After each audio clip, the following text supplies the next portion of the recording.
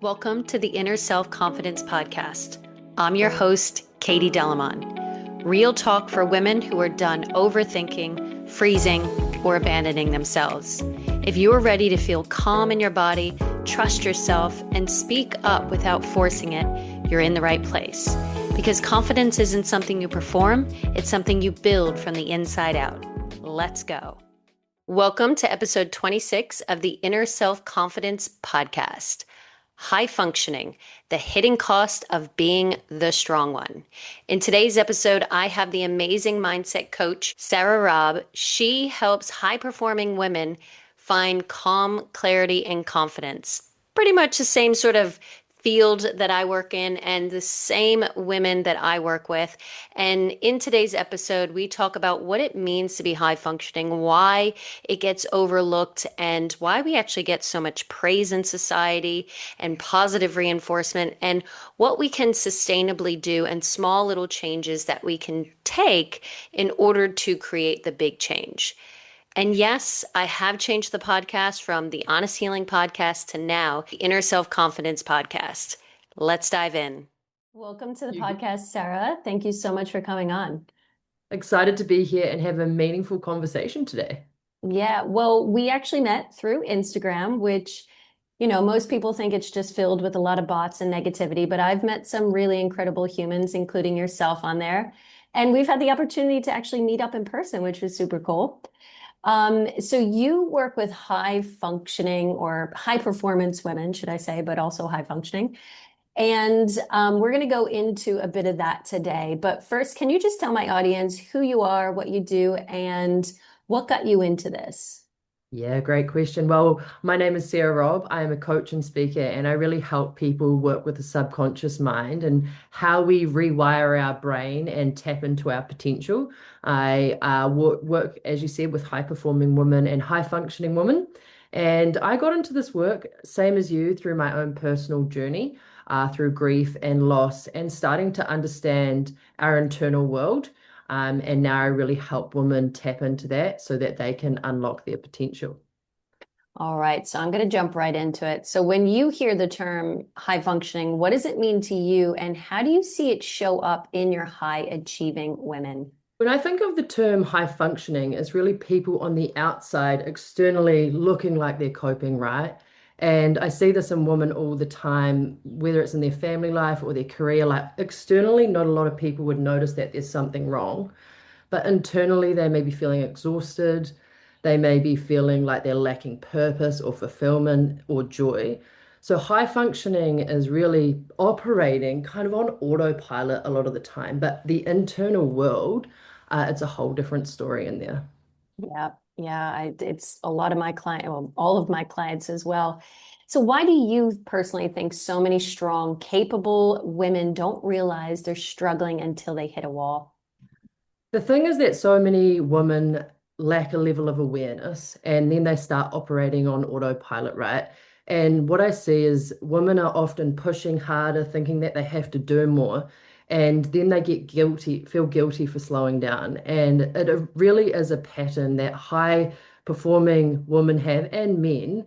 And for me, it's really helping them understand that if you keep operating in this way, you can find yourself in burnout, you can find yourself in all of these challenging positions, right? But for me, I feel like so many women lack awareness, and then they just find themselves in these really challenging positions. Do you feel the same within your own work? Oh, 100%. We know that awareness is the key. But to be honest, what I'm finding now more is that so many people are self-aware, but they don't know how to embody it. So I used to think that awareness was really the problem, but now so many people are coming to me and they're like, yep, this happened to me. Like they know all of it because obviously information overload, or they've been seeing a therapist for 20 fucking years and they're like, but nothing is shifting. And so I'm starting to feel like it's the embodiment and it's the practices and it's the tools. And so many people are trying to do what works for other people. instead of learning to figure out what works for them first, which I guess again could go back to awareness. Yeah, and I mean, it's the whole thing, like awareness without action or integration or embodiment can actually be dangerous in itself. And I do see that a lot is like people do have that level of awareness, but then they don't know how to integrate the tools or actually come back into their body to feel or to regulate. What our society and women are experiencing a lot of at the moment is so much in our head, thinking all the time, operating, overthinking, anxiety. And there's this real disconnect between mind and body, right? And you'll see this within in your own woman. And when we talk about that term high functioning, for me, I'm like, it's a very heady term, right? It's like you're operating always in your mind. And this can be a coping strategy. And I know it was for me, is because it was safer for me to live in my head than it was for me to start tapping into my emotions and what had happened in my past. So I started to operate from the mind and start thinking about everything. So I think that there's a real correlation between high functioning and actually living in your head all the time, disassociated from your body. That's what I see. We are so disconnected from our bodies. And one of my favorite quotes is by Gabor Mate. He says, safety is not the absence of a threat, but the presence of connection. And so the reason like we don't have like stress in our body because of the external, we have stress because we're disconnected, point blank. That's it. You can be in the, I mean, why do you think paramedics can do the job they do? Is because they are in high stress, high alert, like crazy situations, but they stay connected. They stay connected to their bodies, they stay connected to their clients, to their patients. Like that is how you build safety, period. If we had paramedics who were disconnected, they would be running around like chickens with their head cut off. Totally. And it's such a big thing at the moment. And it is about finding what works for you. Like every woman or high performer is, we're all a little bit different, but we've got those common shared experiences, right? And what's worked for me may be different to what's worked to you for you to what's different for our clients. For me, it's really been about creating that safety and allowing me to unpack what happened in my past and actually giving myself permission to feel it. I know for me as a high performer and somebody who has had high functioning anxiety and high functioning burnout, the biggest thing that I've been working on is learning how to rest and knowing that rest for me is productive. A lot of women, what I'm seeing is when they start slowing down or when they start to rest, then they start to feel guilty. And then it comes with all this self beat up and I should be doing this or I shouldn't be doing that, which gets them in these negative spaces, right? Are you seeing similar things within your clientele? Oh, 100%. I mean, I remember when I first, because I'm a yoga teacher for the past 10 years, so it is my job to help people to slow down. And I remember when I hated yoga. People who know me like 15 years ago, they're like, how are you a yoga teacher? Like, I hated it. And when I first did restorative yoga, which is literally like finding the most comfortable pose and staying in it for 15 minutes at a time, I thought, I was like, this is horrendous. I just wasted a whole hour of my life. How dare I do that? Like, I just laid there. That's all I did for an hour. So, like, I 100% have been there. And I actually feel grateful that I was burnt out at 26 years old. And on the outside, I had a great job. I was only 26. I had great friends and I didn't have a kid. I wasn't a CEO of a company. Why would I be burnt out? But like my body was screaming it. Mm. And I thought that at almost 30 years old that I was like, I feel like I'm behind on my healing when so many women don't even get to that point until they're like in their 40s and their 50s and they're like, "Oh, my body is screaming, you know, I'm burnt out."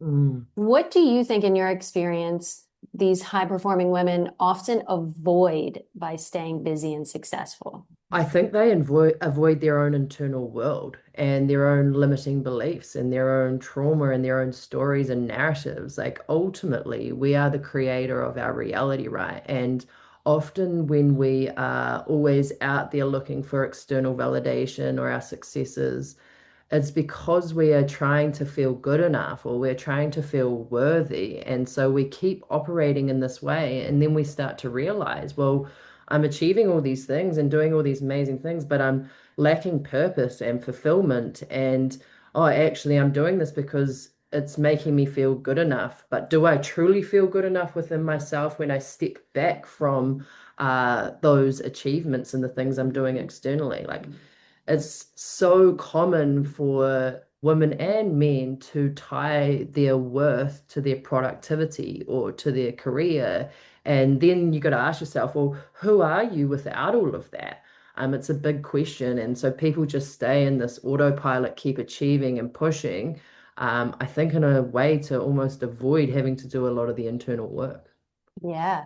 And of course, then they have the excuse of like, well, I just can't quit my job. I have a family to provide for. They get into this very catastrophizing idea that, well, if I slow down, I stop. And like, then I'm not going to do anything with my life. And I'm going to become almost like this bum. It's like they don't have this awareness that slowing down doesn't mean that you need to quit your job or get the divorce or whatever it is. Speaking of loss and grief and that uncomfortableness of facing those things, do you want to talk a little bit more now about your own story and how grief has showed up in your life? Yeah, we'll take the shorter story rather than the long story. But to make a painful story short, when I was 20 years old, my father fell off a balcony and he died suddenly. What made my father's death really complex is that we weren't on good terms. He was an alcoholic, a bad one at that, and so for my whole childhood, I was operating with a father who um, would rather choose the bottle than myself. And so that brought a lot of complex grief and a lot of complex trauma to work through. And then I started doing a lot of the healing work after my father had passed. And I was on my personal development journey when my mum also died from a brain aneurysm when I was 26. So at a very young age, I was faced with two dead parents very suddenly, both of them. And I found myself in a really challenging place. That's when I started to look inwards and I started to do a lot of the work that we're talking about now and unpacking the weight of the trauma and the past and the grief. And it has been the most amazing journey, very hard and painful one. But I wouldn't be half the person I am today without those challenges and experiences. And now I really help other women and other people work through their traumas, work through their subconscious wiring, the stories, the narratives, the meaning that they create, and step into the version that they want to be within their life. Yeah, so empowering. And, I too believe that our pain can certainly be our purpose. And that those two sudden losses would dramatically and traumatically affect your nervous system massively. And how long do you think it took for you to realize that like you were in like stress responses and trauma responses? Your mom passed away at 26. You were in the personal development world, but like how old were you when you were like, oh, okay, that is, not a helpful way for me to be dealing with that? After my mum died, I had a level of awareness where I didn't want to repeat the pattern that I had created after dad died. After dad died, I was in full alcohol, drugs, you name it, anything to suppress the pain and the weight of that trauma. So when mum had passed, I was deep within it. And I also had a level of awareness to go, I've got to do this one differently to how I did last time. And grief is a wild ride. It is a very challenging experience, and it's an experience that we'll have for the rest of our life. Like you don't just stop grieving because you don't stop loving. For me, though, after mum died, probably a year or 18 months till I started to learn the likes of breath work and meditation and start actually putting it into practice so that I could learn how to regulate my emotions better and my responses. I'm not perfect. I don't think any of us are. But for me, it is really about those consistent small practices over time that have helped me really regulate my nervous system and be able to, yeah, do what I do now. Yeah. And how do you see the nervous system playing a role in performance control and burnout with your clients? Oh, hugely. So many women, as we talked about before, are still just trying to operate from mindset and from their head with the disconnect with the body. And it's so important to learn how to tap into the body because that is where the answers lie, right? Trauma isn't stored in the mind, trauma is stored in the body. And so doing that deeper inner work is very, very important. I also think that so many people think they have to jump into it and do these big things or go on these big retreats or whatever it may be. For me, it wasn't like that. It was actually these very small steps into understanding myself, my emotions, starting to do small breathwork practices that I felt safe doing, starting to journal and, ask my body what it was telling me and listening to it. One of the things I share with clients is the analogy between feathers, bricks, and the truck. Have you heard of this analogy before? I call it the tickles, the slaps, and the punches. So Yeah. God'll tickle you, he'll slap you, and then he'll motherfucking punch you. Yeah. Same thing, right? Is like life will give you feathers and they're sometimes Mhm. hard to pick up on. And being able to tune into your body and your intuition, you can often pick up the feathers. When you're not listening, it'll start throwing you bricks.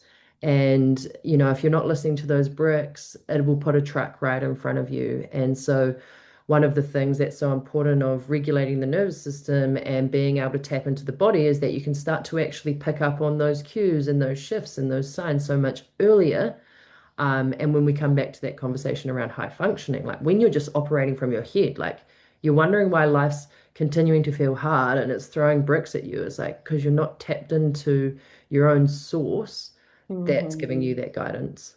Yeah. Yeah, and I always use, I think it's a quote that says something like, listen to the body's whispers so you don't have to listen to the body scream. And it's really all about that. So what do you think the difference, because so many people, we keep now regulated, regulated and dysregulated is now just a term like mindfulness that's almost like it's such an important, almost like stress. So, like stress, mindfulness, meditation, nervous system, all these words are so now overused but Mm. underperformed. Why do you think people have like, this misconception of what regulated means versus being productive? Oh, Like, it's a hard one because they think they have to do more or do the perfect thing. This is why I feel like, because my clients are all perfectionists. So they're like, they want to be really good at it before they start doing anything different. yeah. For me, productiveness is really that tick in the box mentality, and so many of us have been programmed to believe that by doing more or doing our to-do list, that we're going to be productive, which means we'll be effective. And when we talk about regulation, we're more talking about presence and how we're actually operating. Yeah, it's amazing how many people think they have to do more in order to be more, but we are human beings, not human doings. And there's Mhm. a lot of kind of deprogramming that I know that I've had to do and that clients of mine we're doing together is like, that's why I keep saying to myself, and I'm doing it right now, it's like rest is productive, Sarah. Rest is productive. And even recently, life's been throwing me a few bricks because I wasn't listening. I was continuing to push and I was continuing to, you know, keep going and do more, and then it's now just given me a classic knee injury, and it's me who wasn't listening to those cues, and it's intentionally slowing me down right now. So I know that you and I, it's very easy for us to sit here and talk about what we're talking about. We're also living and breathing it every day. And I think that, that authenticity of actually going, yeah, this happens to you and I as well is really important. Absolutely. Yeah. I always say pain is pay attention inward now. It's always, every physical pain is just a message. Like symptoms are not problems, they're prompts. They're your body telling you something. And like a few years ago, I had plantar fasciitis and all these foot problems for almost 2 years. Mm. And it was almost 99% emotional. Yes, it was about time and it was about spending money on like um the inserts for your shoes and all this other stuff, but it was really about emotions. And that's, my belief. I don't want to push that on anybody else, but from my own experience, every physical thing that was happening in my body had some emotional component connected to it. So let's go kind of back to the high performer who wants a breakthrough because you've got your breakthrough blueprint. What do you usually think, or what do they usually think that means? And what does it actually require? And maybe we kind of already said this. It's an interesting question because a lot of people think the breakthrough is exactly what, it's a big breakthrough, but actually the breakthrough isn't, how people often perceive it. Sometimes it can be the big breakthrough, but more often than not, it's actually the quiet repetition and consistency of applying the tools, doing the nervous system work, starting to create that awareness, followed by action. And then over time, when they reflect and go, wow, I'm a different person to who I was 3 months ago, 6 months ago. And, the key to change requires three things: awareness, action, and accountability. And what a lot of people are doing is consuming more podcasts, more books, more learning. Whereas the key to creating change is the integration and the embodiment. Knowledge isn't power, the application of knowledge is power. And so that's what I feel I am really good at, is actually stripping everything back from my clients and going, knowing all of this won't change anything. What we need to do is embody it and actually put it into our day-to-day routines. And then once they do that, they look back and go, I actually have had a breakthrough. It wasn't this one moment or this day where I'm like, here's the breakthrough, which lots of people think, but it's in the power of that reflection going, wow, there's been a lot of change.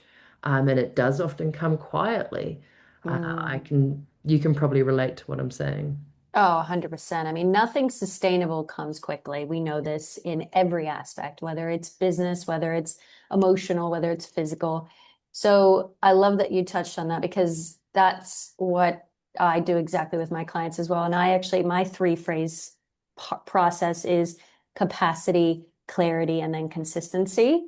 And Love it. so many, I mean, we can, you can do it, you can name it any other way, but it's always the same thing. It's like finding that safety in the body, being very clear on what you want, because that's another thing I think with women. Like, I have people the first week do a vision of them in 3 to 5 years, whatever it is.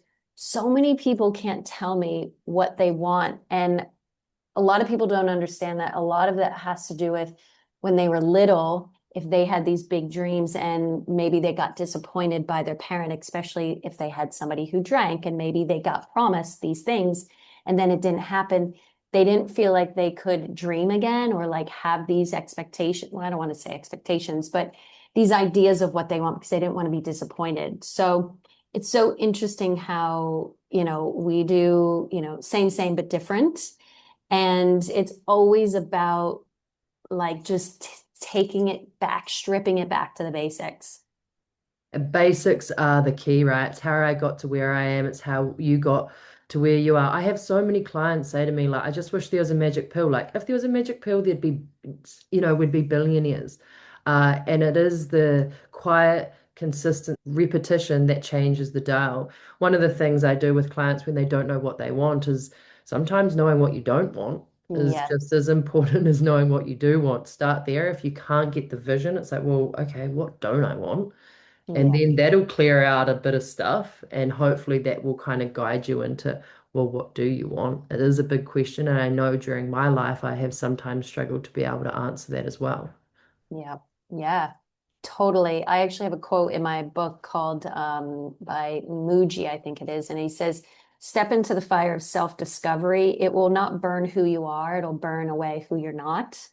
And so much of my life was like, I didn't know what I want. I felt lost. I didn't, I was 30 and what am I going to do with my life? But it was so much about realizing what I didn't want first. And that will help you get clear. That's so good. So, Yeah. what's one small but powerful step that a woman could take to move from that survival based success to more sustainable success? Good question. Let me have a little think on Sustainability, as you said before, it all comes from the repetition and consistency. And what are the two things a lot of people struggle with is the repetition and consistency. For me, again, it's stripping back to basics of like, well, what's the 1%? And creating sustainable change doesn't come from these big steps forward. It comes from the little 1% that all stack up over time, known as the compounding effect, right? And if you're wanting to create sustainable change, what I would do would be firstly getting really clear on what's draining your energy and where are you leaking boundaries, where are you like almost like a life audit of getting clarity on, what's draining your energy, what's happening in the negative self-talk, is there self-beat up going on? Because you're wanting to create that level of awareness and then you're wanting to start taking the small actions to shift the dial on those things. So many people are adding more to their life, thinking they need more meditation, more um, podcasts, more books. A really powerful question to actually ask yourself is, what have I got to let go of? And if you think about like a hot air balloon, when a hot air balloon rises, you don't put more things in the basket.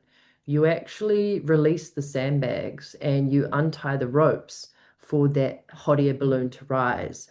So a good question to ask yourself is, well, what have I got to start to let go of in order to rise? I always say if you want to fly, you gotta let go of the shit that weighs you down. 100%. Yeah. All right. So you mentioned it, and it is one of my favorite words in the world, boundaries. So what do or how do boundaries play a role in no longer carrying everything alone? Yeah, good question. Firstly, with boundaries, it's one thing setting a boundary, and it's a totally other thing upholding a boundary. And Mhm. so it's very important to know it's easier to set it often than it is to uphold it, right? Mhm. Can you repeat the question of what that second part was? Yeah, so how do boundaries play a role in no longer carrying everything alone? And I guess this would be an internal boundary of asking for help, right? Yeah, Which I find is one of the biggest struggles, and not only with women, but especially amongst men. I mean, my husband is horrendous at asking for help. He will, and at his own detriment. And I yeah, just sit there and watch him because I'm like, I'm not helping you unless you ask me. yeah. And it's like, you can suffer in silence, you can suffer by yourself, but I'm going to tell you right now, like, there's nothing attractive about trying to do everything by yourself. It's not. Totally, totally agree. And one of the things in my program we very much work on is exactly that. Is like I always say to clients is help is always available. All you have to do is ask. And so many women go through life with this fierce independence and I'm strong, not realizing that in the same breath, it's the one thing that's actually holding them back from their promotion or from their business goals or whatever it be. Like to make it really clear, if you want to get to where you are in life, the fastest way you can get there is asking for help. So, letting go of the stories or whatever you've been taught about asking for help is the first step. For me, I had to learn this the painful way because I never asked for help. Now I've fully switched the dial, right? And I'm like, who can I ask to help me get to where I am? Because I fully understand that if I want to achieve my goals in life, I'm not going to do it alone, nor would I want to. Why would I want to go through the most painful experience when somebody else has already done it? Yeah. Somebody else is already doing it. Yeah. And I just need to be able to have the courage to ask. Mm. How about you in regards to your clients? How do you help them with this? Yeah, well, that's why I'm actually creating the group coaching program next year because I've ran so many retreats with 20 women in a room for 4 years every month. And the power in that, not just women, and I've been in women's circles for years online and stuff, and it has been detrimental to my healing process and to be witnessed, to hear other people's stories, and we rise together. And if you look at anything in your life, like, okay, a pen here, think of how many people had to think about this, create this, get this into your hand. Like everything we touch has been through other people's help. And because I was fiercely hyper independent, Yeah. myself. And the more I always say, the more you receive, the more you receive. Like the more I asked for help and received it without this guilt or shame, the more it just like, the more my life is more abundant and more easeful. And it doesn't mean it's easy and like a walk in the park all the time, but the more you receive, the more you receive. And my clients, like, yeah, they're high performing perfectionists who feel so bad asking for help. But that's why I feel like you do the group coaching model. And do you find that women like really grow faster in that sort of container? 100%, because they're all seeing their own projections and their own reflections in other women. I can tell you what, in any group coaching, or if you're working with any coach, anyone who's listening to this, the fastest way to get to where you want is to ask for what you want. Mhm. And if you can just look at anyone who's where you want to be, they didn't get there alone. They definitely asked for help. The women in my group coaching program, the ones who get the best results, are of course the ones who ask for help. And I've had to have those challenging conversations with myself and also with my clients. That some people have to come in and learn that painful experience of going, well, the biggest thing that I learned from this is that I need to ask for help. I'm like, yes, because ultimately, if you don't ask for help, it's going to be a slow journey, and you're choosing that. No one else is choosing that. It's coming from your own programming, your own conditioning, your own subconscious. And it's definitely something that you want to look at and work through if you're listening to this and you struggle to ask for help. Yeah.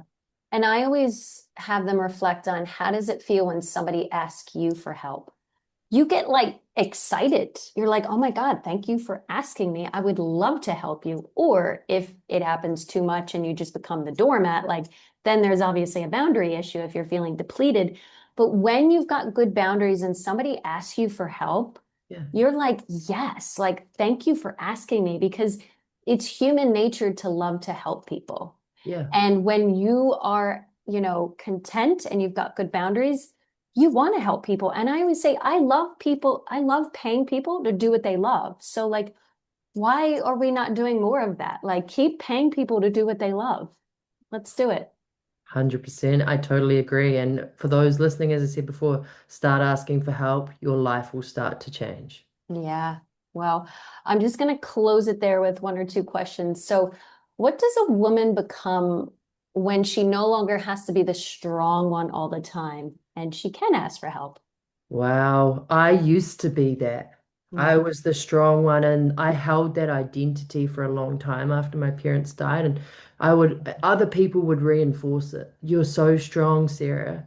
Mm. Wow, you're so strong for getting through that. I don't know if I could do that. So not only was like, I have to be the strong one, I was also getting it reinforced outward from friends and family. So it did take a little bit of time to really break that program. And it's one of those things that can, well, for me, did take a little bit of time.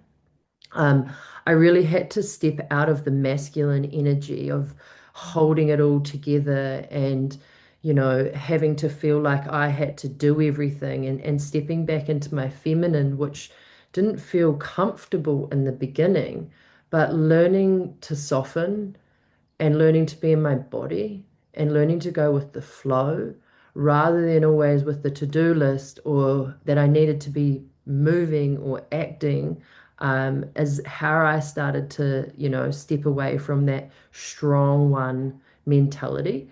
Um, One of the quotes I love is stop trying harder, try softer. Yeah, I miss that one too. It's so good. And that's what comes to mind when we're talking about this, right? Is so many women wear this badge of honor of the strong one. And I'm like, it's your greatest strength and your greatest weakness. It's also your greatest block. It's what's blocking you from your next level in business, from your next level in life. And I had awareness of that and then started to really tap into the feminine energy and started to soften and started to release the story and belief system around being the strong one.